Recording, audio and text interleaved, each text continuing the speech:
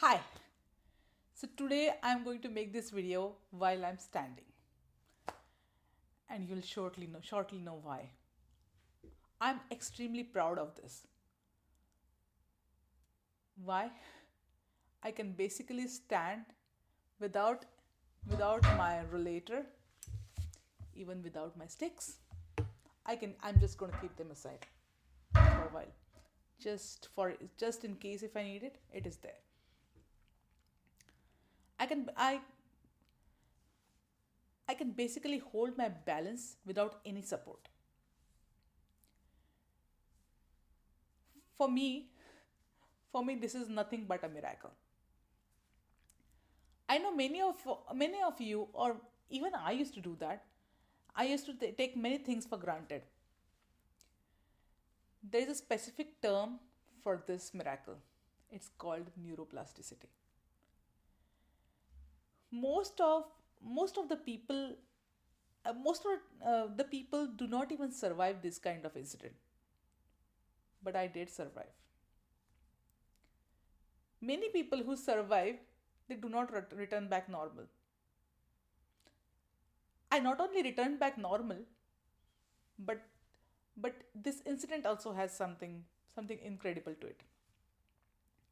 I have some memories, amazing memories, which I wouldn't have had if I didn't have this incident. And I'm proud of it. So this incident not only returned me back to normal, but also gave me some positive experiences. Did I do something special for this? No. 108% no. But there is something which not only made me survive but made me return back to this. Made me return back to these beautiful memories. We all have a brain part called cerebellum. If you search on the internet, you will know what exactly I'm talking about. There was so much pressure from my after my brain hemorrhage, basically from the blood on my cerebellum, that that a large portion of my cerebellum was affected. 40% of it, basically. It was so much affected that at one point it became dead, and my body decided to throw it away because it was anyways a useless part. So basically, right now, I am surviving with only 60% of my cerebellum. I don't basically remember many things. I don't basically remember this incident at all. So I had to literally dig into my husband's memories and keep asking him, ask him. And at one point of time, he got so tired that he said that he eventually just told me everything. I really love the way one of my friend explains this to me. She did not panic at all. She said, "Well, what is bigger, 40 or 60? It doesn't take mathematical intellect to say that 60 is bigger." Yes, it is. I said, "Yes, it is." And then she was like, "Hey, good news. You have a large portion of your cerebellum still intact." I really love the way she explains this to me. What an amazing way to explain something as complex, a very complex fact like this. Someone who is not a doctor can do that. So basically, our cerebellum is a part of our brain which is at the bottom of our brain, and it and briefly speaking, it controls all our motions. So what is mainly affected is my motions, and 40% of it I don't have. Number one, my balance is affected. I basically cannot stand with okay, I'll just show it. I basically cannot stand with my with my feet in one line. Okay, I can't, you cannot see that. I basically cannot stand with my feet in one line without any support. I'm holding my table right now. Okay. But if I remove it, ooh, I cannot stand for a long time. The more dangerous part is the second one, the vertigo part. Every time I move, things around me appear to move with me. And it is worse when I take a U turn.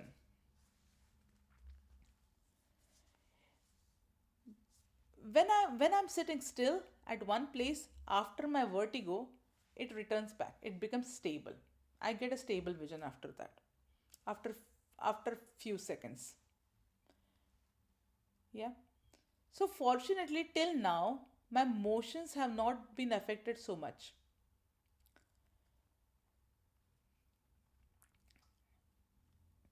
When I take a U turn, after that, if I sit at one place for a long time, then after a couple of seconds, it comes back to normal.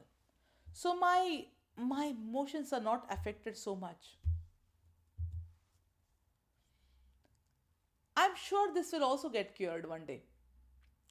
Till that time, I have accepted this.